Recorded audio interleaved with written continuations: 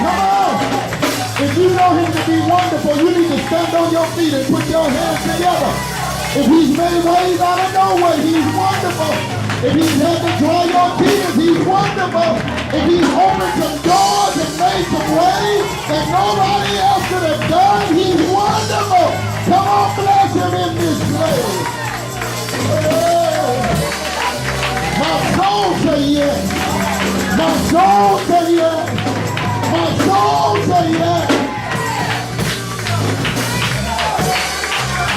Hallelujah. Hallelujah. Hallelujah. Hallelujah. You know that's the highest praise. Hallelujah. Hallelujah in the morning. Hallelujah in the afternoon. Hallelujah late at night. Hallelujah. Hallelujah. Hallelujah. Hey, hallelujah. Yeah. Yeah. Yeah. Come on, somebody. Come on, somebody.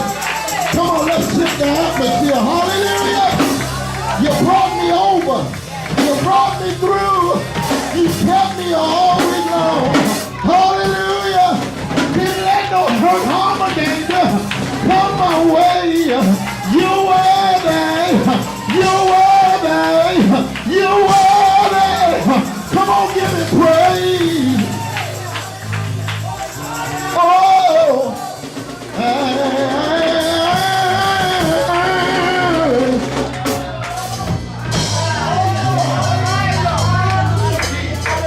Hallelujah. I will bless the Lord at all times, and his praise shall continually be in my mouth. I will bless the Lord at all times, and his praise shall continually. I will bless the Lord. I'm trying to get you to catch up here. At all times, and his praise shall continually. I will bless the Lord at all times, and his praises shall continually be in my mouth. The Bible said, let the redeemed of the Lord say so. If you've been redeemed, come on somebody, you need to say something. Somebody need to shout, hallelujah, I've been redeemed. Guide me, O thou great Jehovah, pilgrim through this barren land. For I am weak, but thou art mighty. Hold me with thy powerful hand. Lord, it's preaching time. We ask now your permission to preach. Lord, you do the preaching. We'll do the worship. Let the worship carry the preaching to the place we need to be. Have thy own way. In the name of Jesus we pray. Amen. Hebrews chapter 12.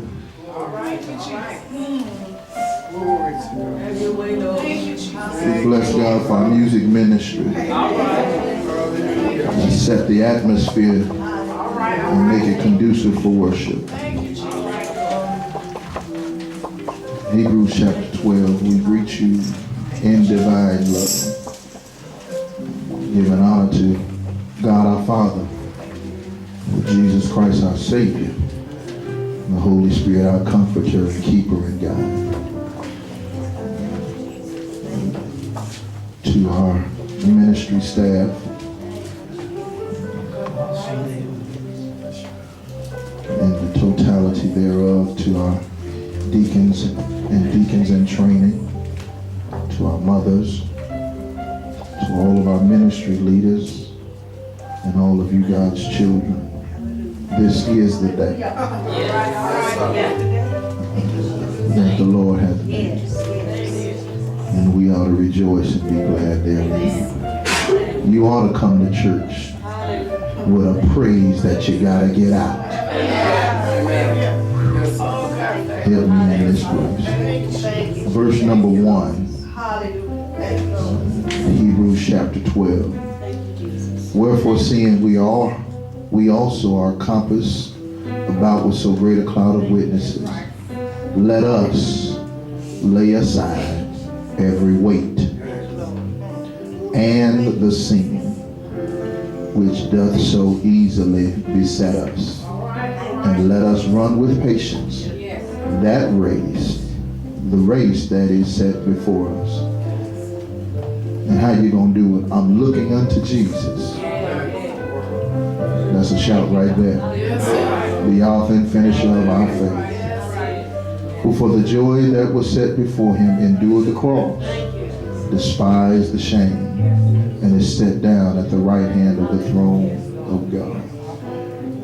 As we tag team part 2 of the message we started before, we like to talk from this thought, drop it like it's hot. You may be seated in the presence of the Lord.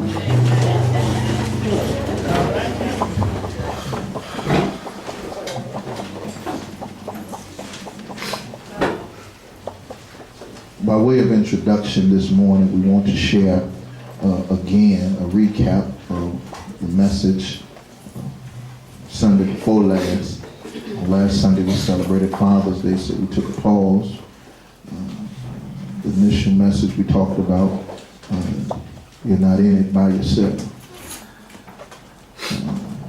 As we pushed and prodded through Hebrews 11, we see compassed in that when the text in Hebrews 12 say, wherefore seeing we are also compassed about with so great a cloud of witnesses. We tried to share with you the fact that the witnesses are those referred to in chapter number 11, who by faith made it. Can I get a witness here? They made it. They made it over, and it gives this picture of them sitting in an arena, looking over the balconies of time down at us and encouraging us by way of participating and not spectating. They're literally saying, keep on going, keep on pressing, keep on moving forward. Don't give up the race. Don't throw in the towel. Don't allow what you go through and experience to stop you, because you're not in it by yourself. It also teaches us to understand person by person, role model by role model, how those of the faith ran this race. So the Hebrew writer, no one really can ascribe to know who actually wrote the book of Hebrews, because it's not known. But based upon the language and lingo of the particular writing, it's led us to understand that this could line up with some of the other Pauline epistles, which would ascribe us to know. I feel like preaching a little bit here, which leads us to know and understand that Paul is probably the writer of the book of Hebrews, because of the language and how it's presented and to whom it is presented. And so he moves here in chapter 12 to remind us that there are some other people that are encouraging us to keep on going. And so it moves from an external conversation to introspection. So Stephanie, he leads us to understand and say, well, as you look around and are encouraged by others, it says literally to us, now you have to lay aside. Somebody shout, lay aside. Lay aside. Literally, Brother Terrence, back in my day, as my daughter so often reminds me that I'm not as young as I used to be.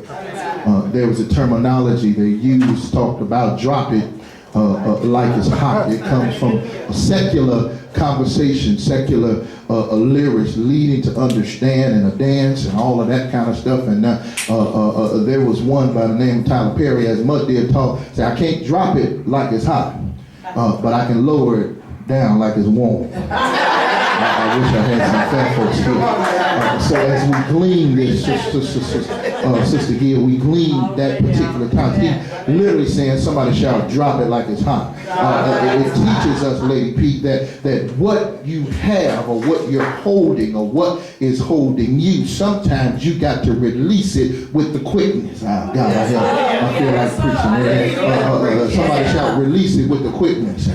In other words, just like it was if you happen to be in the kitchen, Mother Taylor, and happen to be moving around in the kitchen, and you happen to be trying to cook, and you happen to grab that pot. I ain't got no help in here.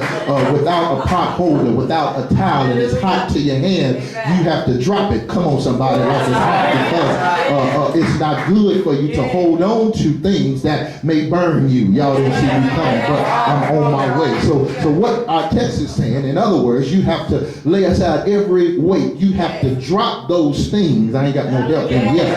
Like it's hot. Why? Because it's not good for your advancement.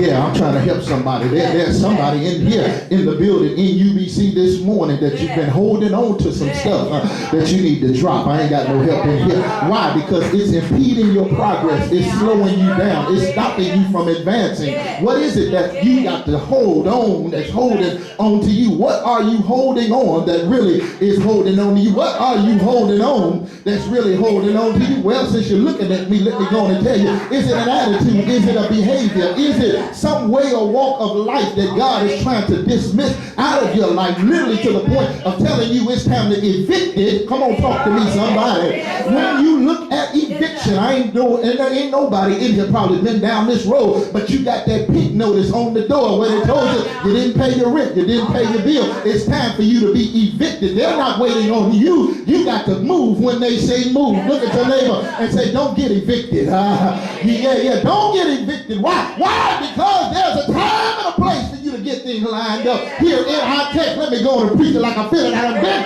around preaching and I feel like preaching a little bit. Go ahead. Somebody say lay aside. Every weight. Let me see if I can pick this apart. When you look at it from the NIV version of the Bible, somebody say the NIV. The New International Version says, therefore, since we are surrounded by such a great cloud of witnesses, let us throw off everything that hinders. I ain't got no help in here. And the sin that so easily entangles. There's a couple of things I need you to see right here in the text. And I'm going to move on to my seat. If you are going to drop it like a hot, the first thing you got to do, you got to learn how to throw off everything that hinders. Tell your neighbor, throw off everything that hinders. In other words, you got to drop the extra. I'm in here preaching this place. Tell your neighbor, drop the extra.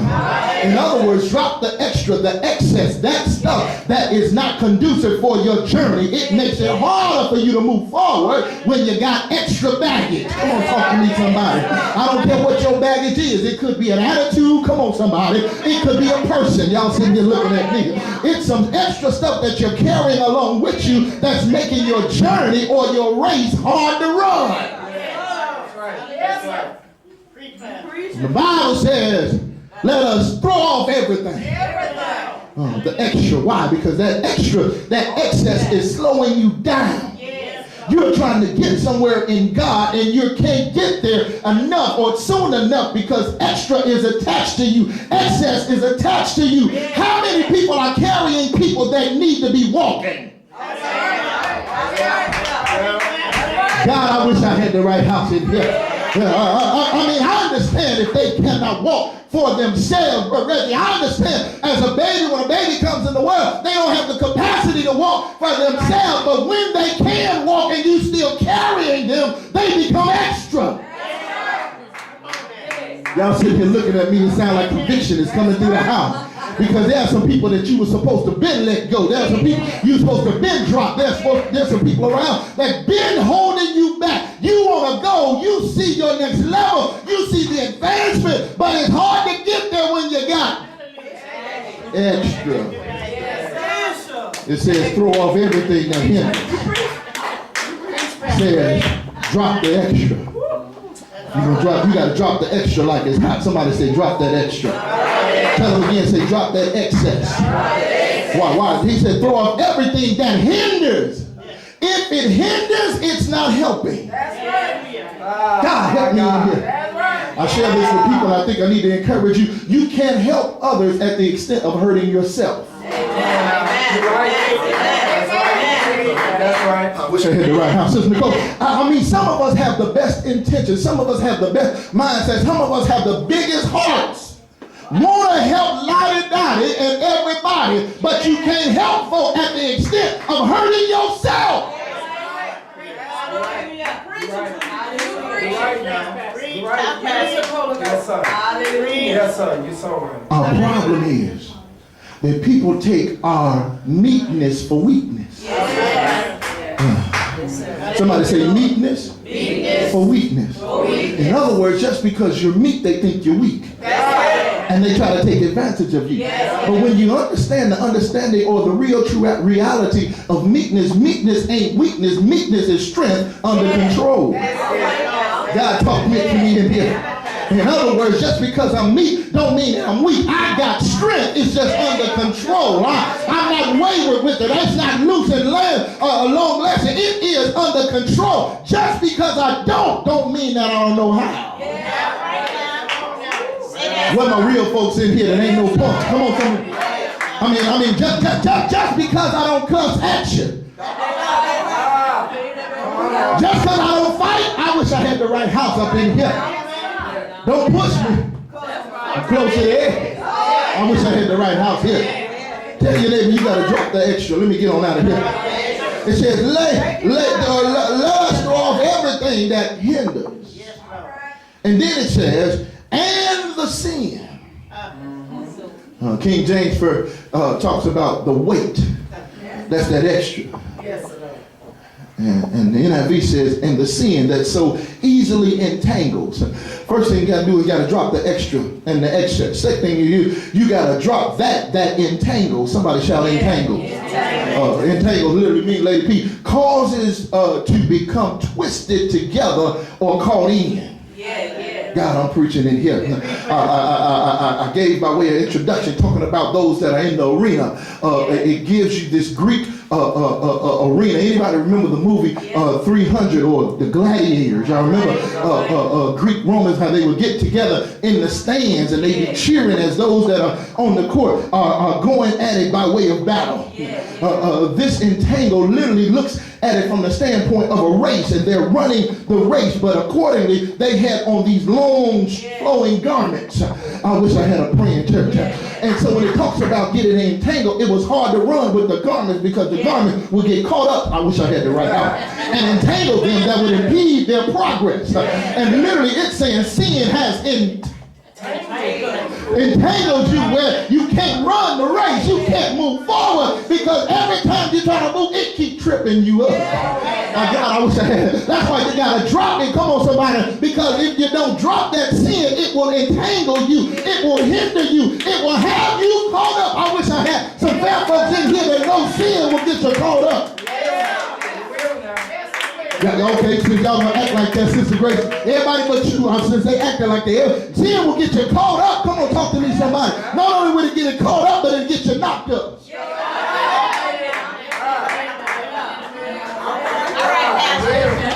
You'll get it on your ride home. Talk to me, somebody. It'll get you knocked up. Won't it get you knocked up? Want to get you? Sin will take you farther than you really want to go. Grandmama sang a song about it. Said, don't let the devil ride. Because if you let him ride, he want to drive. Come on, somebody, talk back to me. Don't let the devil ride. Don't let the devil drive your car. Come on, somebody, because he'll take you too far. I wish I had a praying church up in here. Tell your neighbor, don't let the devil go. Don't let him go. Don't let him go with you. Don't let him go. Because if you let him go, he'll take you too slow. Don't let the devil, I'm preaching in here. Says, and the sin that entangles you, it causes you to become twisted together or caught in. Sin gets you caught up. Sin gets you wrapped up. Sin causes you to get tripped up. Sin hinders your mobility. This text talks about entangle. It talks about involves in difficulties or complications from which it makes it difficult to escape. God, I'm ready to holler, but I need somebody to understand the imperative of how sin is detrimental. Because sin feels good. Where my fellow folks at? And it feels so good that it keeps you caught up. So caught up that it makes it hard for you to escape. I wish I had the right house in here. How many times have you said, I'll never go back? But it was an itch that you couldn't scratch. Talk back to me if you can. Talk to me and tell your neighbor, say, neighbor, it got good to me. That's why I went back and got good to me. That's why I kept going. It felt good to me. That's why I kept paying the toll, because it was good to me. I wish I had some real. I wish I had somebody here to know and be honest enough to say that it felt good. I kept on going back because I wanted to. It felt good.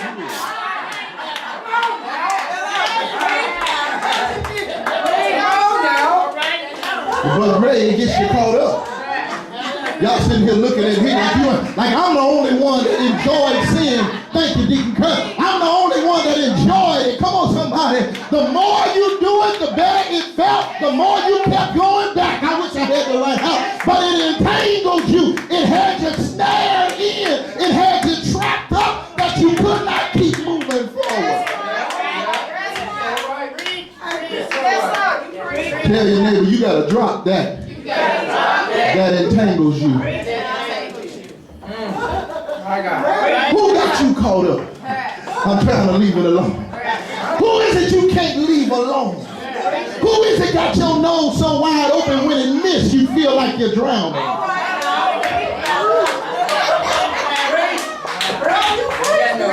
Am I the only one that did that? Am I the only one that dated and loved the wrong people at the wrong time? Am I the only one that got so caught up that when you first got into it, it felt so good to you that you would go home and lay down on the phone and say, no, you hang up. I love you. You hang up first. I'm away. I just want to hear you breathe. I just want to. I ain't got nobody up in here. That when they laid down and got up, you took the pillow and smelt it because you wanted to remember what it.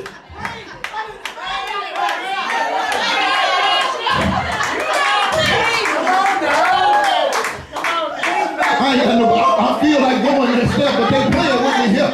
Anybody remember when? I ain't got nobody, Reggie. I ain't got nobody that remember. I ain't got nobody in here that remember. Praise now. How it had you entangled. Tangled up. All right, Daddy. Hold up. Tied up and tangled. But when you got ready to lose it, it wouldn't loose you.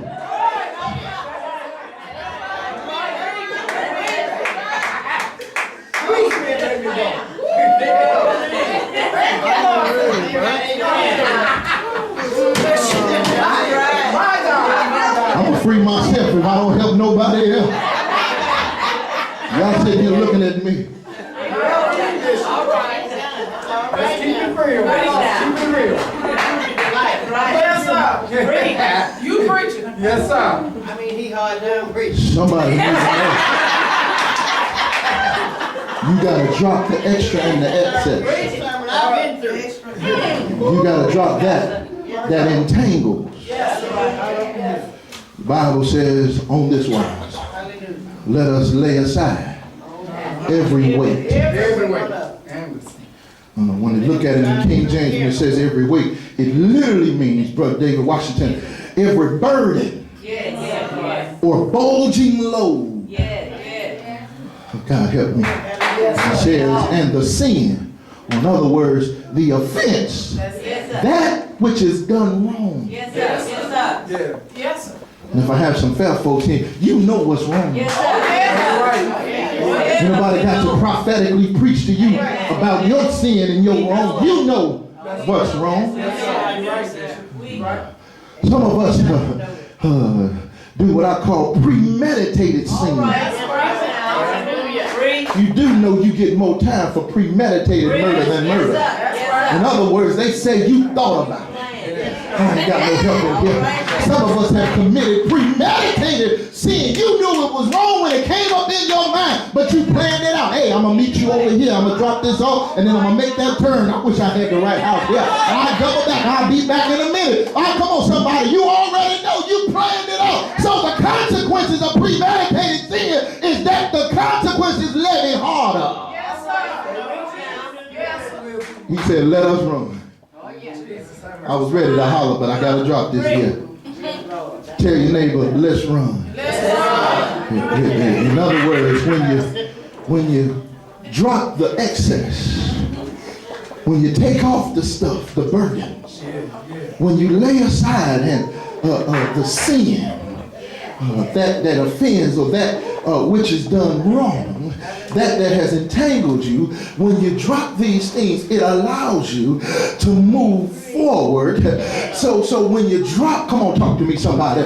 Drop the extra, drop the excess, drop that entangle, then you can move with haste. God, I wish I had the right house here. What? Why? Because now your race is now in hands. I done preached already.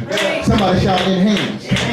Now I can move forward faster because I ain't got nothing to hold in me. Can I free myself? Can I free myself? Sister Nicole, I remember the day since I've been saved. I remember the day since I've been saved that I still did things that wasn't right. All right now. See, your race can be enhanced. You can move forward faster. You can move with a sense of freedom when you're free. Whom the Son set free is free indeed. See, Teresa, I'm a real man and I ain't no shame about it. There are things that I liked then that I still like now.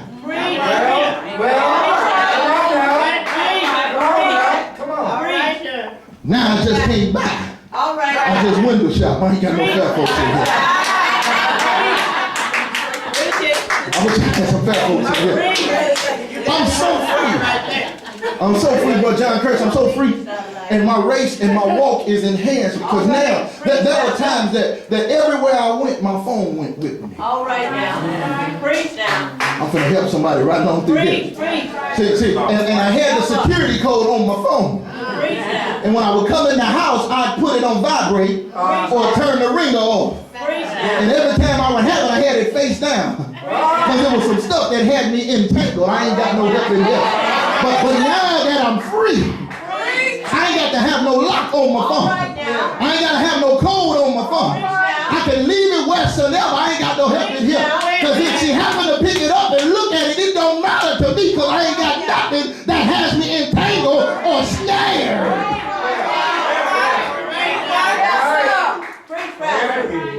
Yeah, you'll get that in a minute.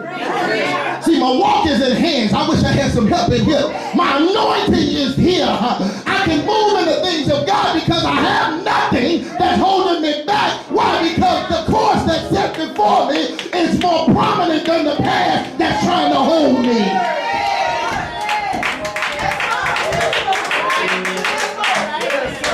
Let us run. He says, yeah, and let us run it with patience. The race that's set before us.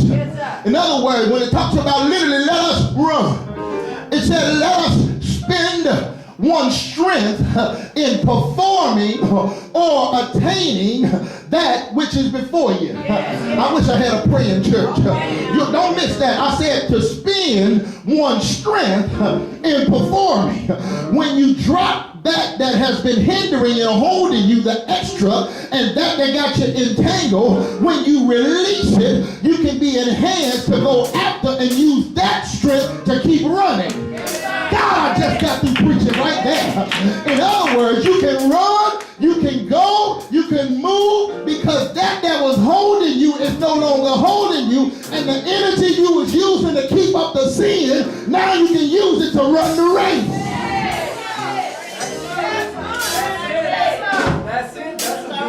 Good night, church.